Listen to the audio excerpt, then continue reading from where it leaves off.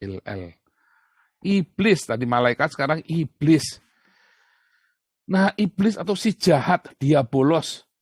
Nah, tapi kadang-kadang disebut, kalau setan itu si jahat. Kalau ada diabolos, itu artinya evil, kejahatan. Kalau Satan, ini artinya adversary. Ya. Makanya nanti beberapa ayat Alkitab yang disebutkan ya kesusahan itu sebutnya setan. Ya. Beberapa ayat Alkitab, nanti Anda cari sendiri itu. Lihat bahasa aslinya, kalau lihat kesusahan, itu sebenarnya setan. Adversary, ya. Itu makanya bilangnya setan. Jadi setan itu adalah adversary. Ya, setan dalam hidupmu. Nah, kalau ada, ya, tapi nanti kita ceritain dulu Hillel dulu. Siapakah Hillel itu? Alkitab, ya, tidak menuliskan kata Hillel, Alkitab terjemahan. Kebanyakan menulisnya Lucifer. Tetapi masalahnya Yesus pun disebut Lucifer loh, dalam 2 Petrus 1 ayat 19. Kata Lucifer itu pertama kali siapa yang menerjemahkan Hillel jadi Lucifer? Kalau kita baca di dalam Yesaya 14 ayat 12, ya kata Lucifer itu kan, nah kita buka ya. Yesaya 14 ayat 12. Wah, engkau sudah jatuh dari langit bintang timur putra fajar. Ini salah ya, putra fajar ini kata yang salah, terjemahnya salah. Heusforos, pro itu yang awal. Awalnya orang Yahudi itu bukan fajar, tapi jam 6 sore. Ya, kata Heusforos. Heusforos. Prowi, dalam Septuaginta ya. Prowi ini artinya awal. Kalau Heusforos itu adalah dewa bulan sabit. Prowi di awal bulan. Atau di awal senja jam 18.00. Itulah awal. Jadi bukan Venus, tapi bulan sabit. Nah, kata Hillel, bahasa aslinya ini, bintang timur putra fajar, ini kata Hillel, sama dengan hilal. Menunggu hilal itu loh, bulan sabit, orang Islam. Hillel itu menguasai malam atau senja, Arab. Ini kan senja kan. Arab itu sama dengan senja. Ya, itulah Hillel. Tanah Arab juga sama ya, tanah Arab. Arab itu artinya senja atau padang gurun. Ya, itulah Hillel. Tapi kalau kita lihat siapa pertama kali, kenapa jadi Lucifer coba? Kenapa jadi Lucifer? Kata Lucifer pertama kali disebut di dalam Vulgata. Ya, Yesaya dalam kita lihat dari ini dulu ya, King James dulu ya. Lihat, how art thou fallen from heaven, O Lucifer. Jadi orang-orang bule itu tahu kata Lucifer itu gara-gara si terjemahan King James ini. Lucifer jadi latah. Lucifer. Oh, ini Lucifer itu setan itu. Jadi latah. Tapi apakah nama aslinya Lucifer? Bukan, Hillel. Kalau di dalam itu Hillel ya. Nah, kita lihat tahunya ternyata dari Vulgata. Ya. Komodo Cecidisti Lucifer. Ya, si Lucifer itu. Tapi masalahnya di dalam 2 Petrus 1 ayat 19 juga. Ya, 2 Petrus 1 ayat 19.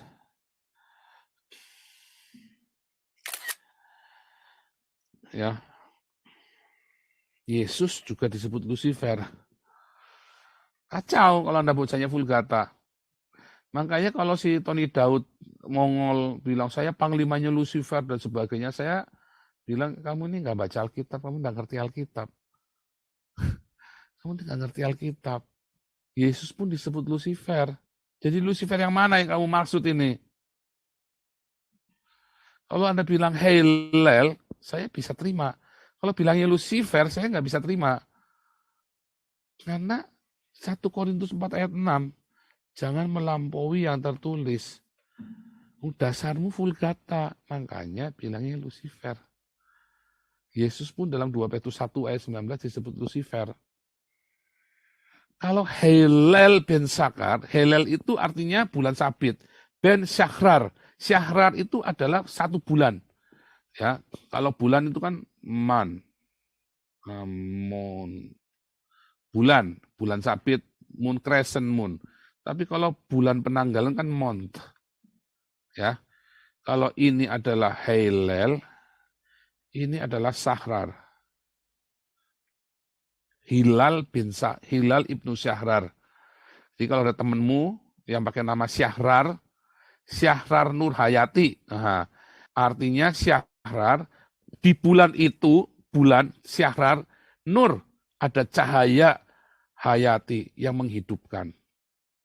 Artinya mungkin orang tuamu lagi bangkrut, lagi kere, lagi susah, tiba-tiba kamu lahir.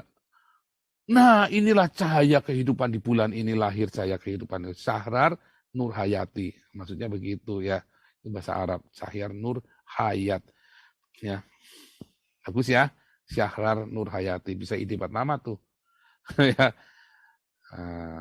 misalnya begitu. Tapi ini lagi cerita tentang kisah di tanah Arab, Hilal bin Syakhar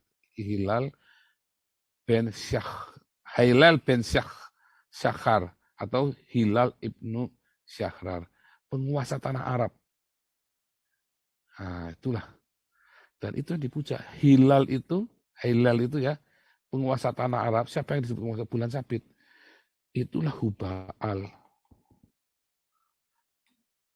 Ya, dewanya orang Quraisy, Hubal.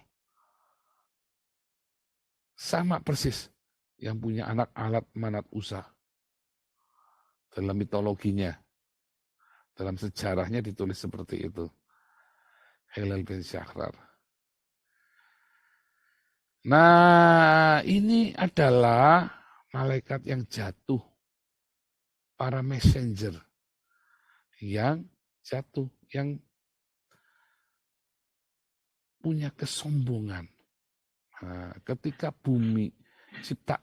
ciptaan Tuhan itu menyombongkan dirinya, ketika orang-orang bilang haleluya, bukan Gilbert tuh ya, bukan. Kalau orang bilang haleluya, tapi dia menyombongkan dirinya, dia sedang jadi Hillel, sedang jadi setan. Jadi Anda yang suka menyombongkan diri, itulah setan. Makanya di dalam Kejadian 1 ayat 2, ya,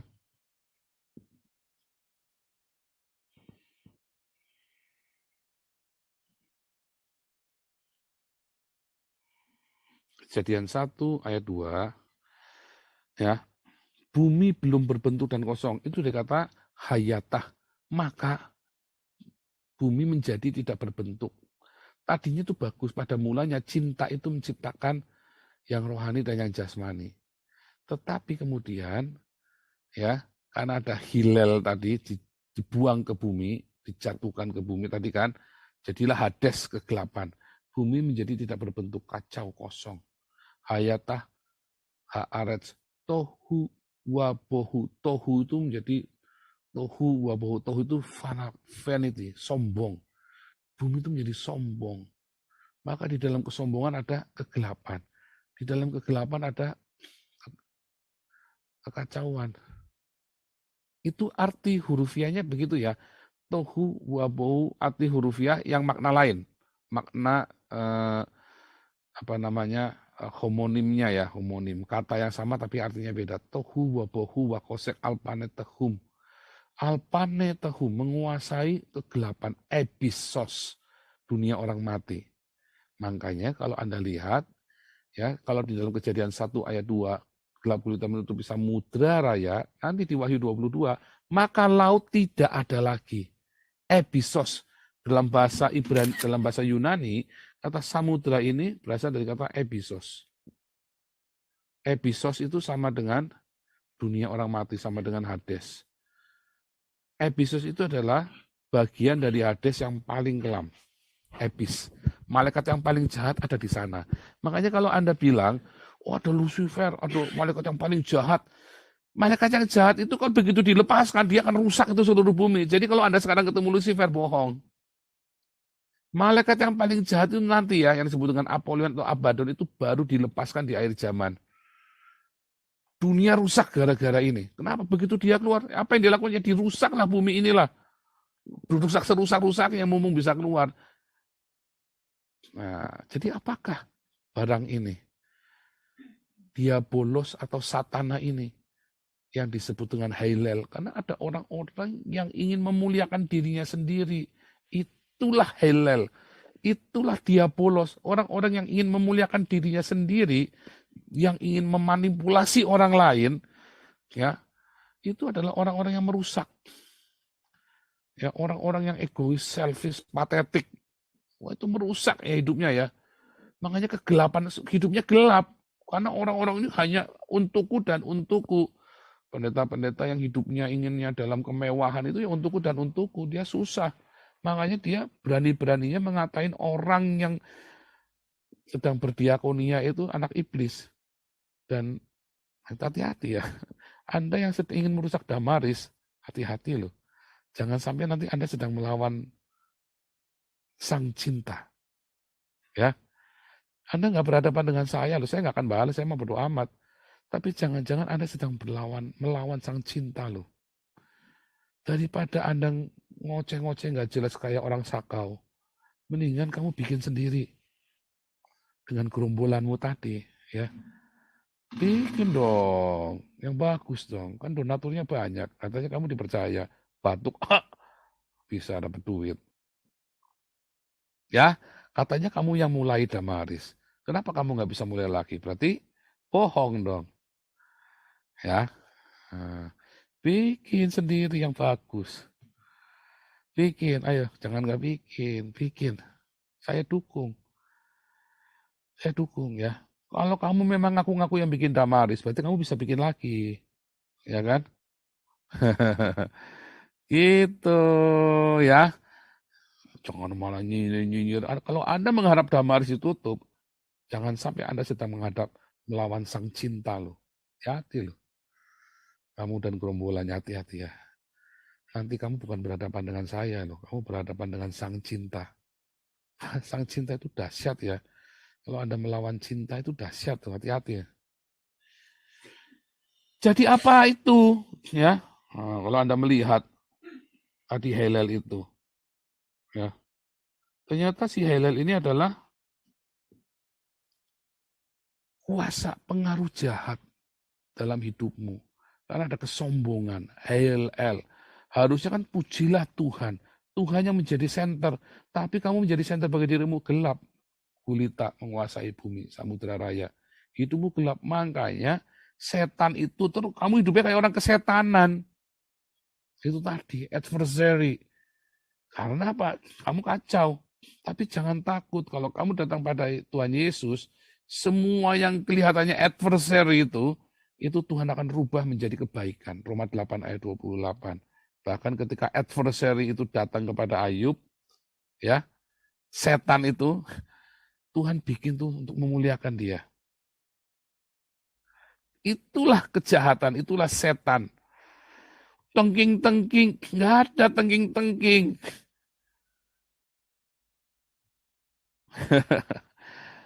Maksudnya ditengking itu Anda kudu melawan. Lawanlah iblis dengan apa tadi? Perangan kita itu bukan dengan darah dan daging, Efesus 6. Terakhir ya. Peperangan kita itu bukan melawan darah dan daging. Tetapi melawan pemerintah-pemerintah, melawan penguasa penghulu dunia yang gelap, roh jahat, satana, ya, adversary. Lawannya dengan apa? Ditengking-tengking, cuman tengking-tengking nggak bisa. Anda harus punya, bilang apa? Berdirilah tegap, berikat pinggang kebenaran. Ya, berikat pinggang aletheia. Anda harus murni. Cara ngelawannya gimana? Anda harus punya kebenaran, aletheia, kemurnian hati. Makanya kalau ngelayani di Damaris, hatimu harus yang murni. Damaris mengizinkan Anda mengambil untung, tetapi yang wajar sesuai yang disepakati dalam SOP. Jangan ayam dibagi 8, dibagi 16. Jangan ayam sudah di logistik dikasih ditukar pakai ayam tiren. Hati-hati. Yang Anda lawan adalah sang cinta ya. Sang cinta itu panjang sabar. Tapi sang cinta itu tidak bisa kamu manipulasi. Oh ngeri ya, itu dahsyat sang cinta itu. Dia yang menciptakan langit dan bumi. Ya. Tetapi ketika kamu manipulasi sang cinta, di situ ada kebencian. Ada helel. Dan dia akan binasakan hidupmu. Pencuri datang untuk mencuri, membunuh, membinasakan. Sang cinta akan datang dengan mengetuk pintu. Boleh masuk enggak? Tetapi helel, kebencian itu akan serobot, akan membajak hidupmu. Sekali kamu hidupnya untuk diriku dengan memandik, dengan menghalalkan segala macam cara, habis kamu. Berdirilah, ya tadi dengan alat ya, berbaju sirakan di kayu sune. Makanya baca Alkitab. Logos itulah di kayu sune, supaya Anda mengerti di kayu sune, kebenaran. Anda pertama harus punya hati yang murni. Terus Anda harus punya di kayu sune, logosnya itu, supaya Anda ngerti harus apa. Ya, kakimu berkasutkan kerelaan memberitakan Injil. Damai sejahtera. Marturia. Bersaksi. Makanya harus bersaksi. Gereja-gereja kalau tidak mau marturia. Marturia itu bukan dari khotbah dari gereja ke gereja. Itu mah jadi motivator. Jadi artis. Apalagi datangnya kudu hotel bintang 5, minumnya aqua equil. Kudu ditarif. Oh saya khotbahnya bayarnya kudu 50 juta. Oh hati-hati loh. Anda nggak bisa bohongi sang cinta loh. Anak-anakmu nanti yang nanggung. Keluargamu yang nanggung. Kita nggak ngerti apa yang akan terjadi. Dalam segala keadaan gunakanlah pisteo, iman. Apa? Perisai itu memadamkan panah api, fitnahan-fitnahan, godaan-godaan dari adversary, dari kejahatan. Kejahatan itu kan datang ya kan, satana itu loh.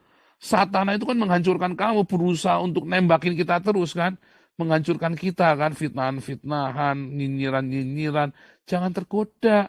Fokus ya, selesaikan, tuntaskan pelayanan kita dengan cinta. Jangan mau keganggu, jangan pemberesan terus, klarifikasi hanya sekali. Jangan pemberesan terus, nggak beres-beres. Kalau Anda pemberesan terus nggak beres-beres, jangan-jangan Anda hidupnya nggak beres.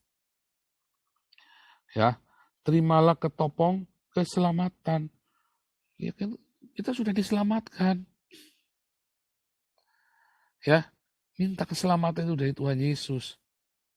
Jangan takut. Jangan peluk doa pelepasan terus. Tengking-tengking nggak selamat-selamat itu namanya Anda itu. Jangan takut. Karena yang nanti disantet, wah nanti kerasukan lagi, nanti kapan lagi doa pelepasan. Masa lalu, ini doa pelepasan dikirimi setan sama orang. Kok doa pelepasan terus, makanya karena Anda hidupnya di Hades, ketemu setan terus. Ketemunya adversary terus. Kalau saya emang nggak mau, hidupnya saya enak-enak aja ya, menikmati ya. Ya. Dan pedang roh, yaitu rema. Ini pakainya rema. Anda harus punya rema. Tadi Anda punya di kayosune, yaitu logos. Sekarang logos itu kudu jadi rema. Kalau Anda nggak punya rema, Anda nggak bisa ngelawan, nggak punya tenaga. Karena rema itu adalah Roh Kudus. Dalam segala dan doa dan permohonan, ya wish, Anda harapkan yang baik-baik. Doa itu ada sebuah harapan ya. Bukan Anda doa bengok-bengok, bukan. Anda lagi duduk ngadap, buat Tuhan anakku pulang. Itu doa. Ya, berdoa di dalam rohmu. Ya, enak kan? Simpel kan hidupmu kalau nggak ngerti ini kan? Nggak sampai klinik-klinik yang begitu, sampai Anda tertuduh, sampai keder. Jangan. Oke, cukup ya. Panjang ini hari ini. Enggak, nggak panjang-panjang juga ya. Cukup ya. Nah, nanti Anda boleh potong viralkan ya. Jadi Anda sekarang harus ngerti, kalau otakmu tuh jangan 3 dimensi. Bikin, itulah sebuah kenyataan. Itulah yang diajarkan Tuhan, ada di Alkitab. Nanti hidupmu jadi simple. Loh, klinik-klinik itu nggak ada. Itu imajinasi kita. Coba lihat di perjanjian lama ada nggak orang kerasukan? Nggak ada.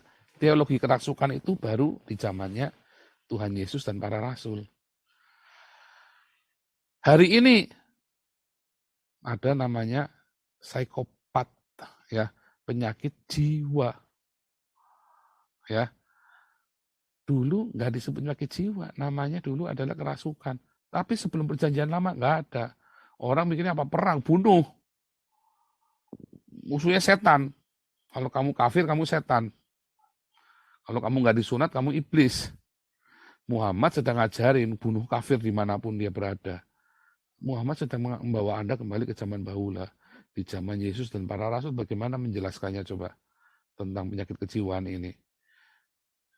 Baru di zaman sekarang. Jadi setan-setan itu yang kerungunan apa segala macam itu adalah schizofren. Nanti kita mau bikin ya. Ahmad Fauzi sudah saya hubungin, bersedia menjadi narasumber dengan Dr. Vivina, dokter psikologi. Nanti menarik ya, nanti akan menarik sekali. Oke, sampai sini cukup ya.